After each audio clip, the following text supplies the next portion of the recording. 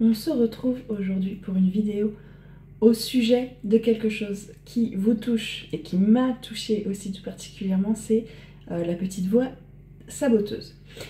Alors, vous savez comment ça fonctionne maintenant. Sur une échelle de 0 à 10, dites-moi en commentaire comment vous vous sentez.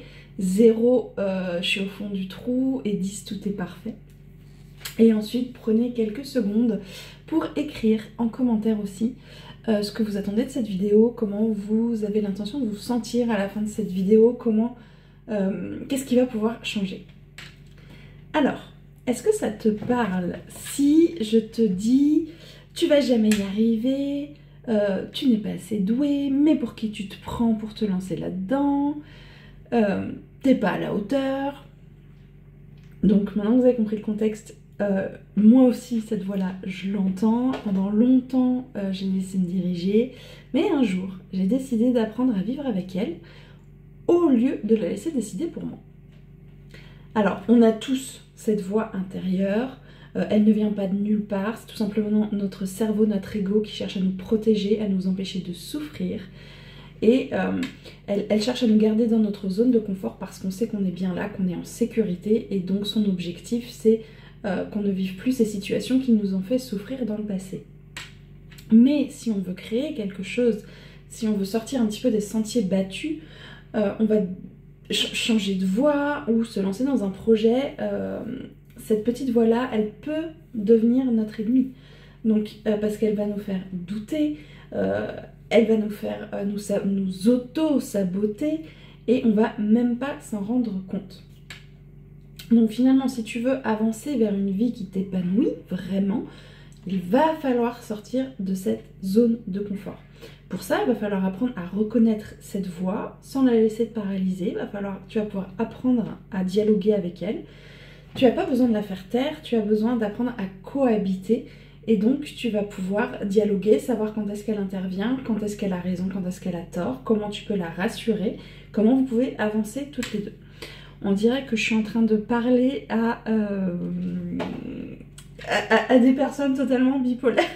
Mais non, je sais bien qu'on a tous plusieurs voix dans la tête et c'est ok.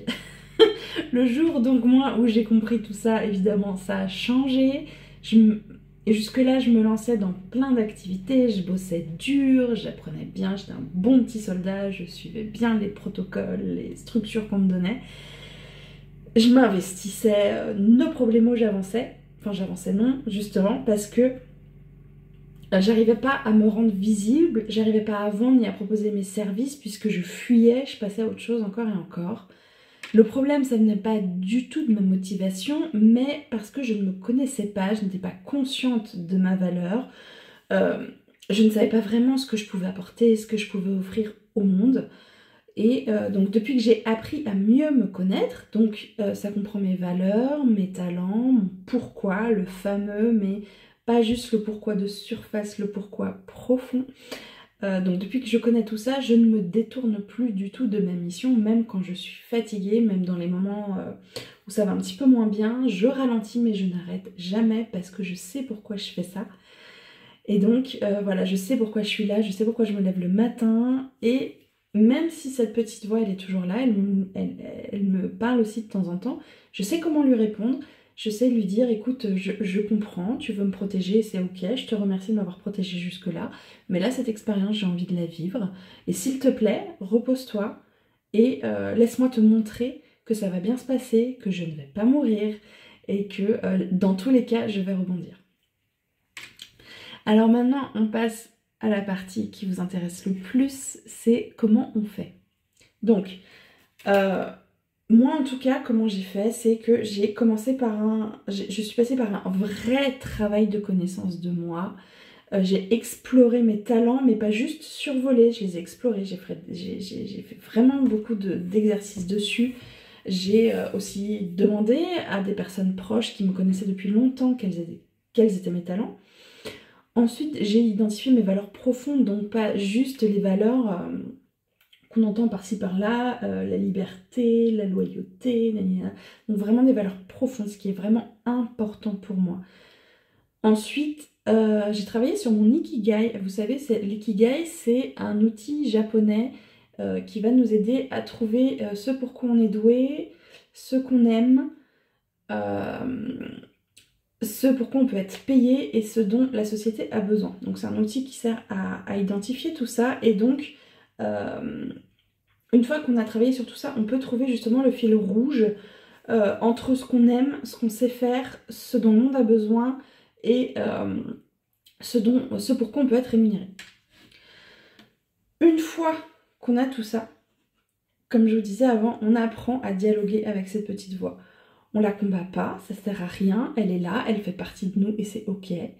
On l'écoute et on choisit d'agir quand même, voilà, de la rassurer. Et en fait, plus on va la rassurer, moins elle prendra de place. Et à partir du moment où on a compris ça, on est inarrêtable.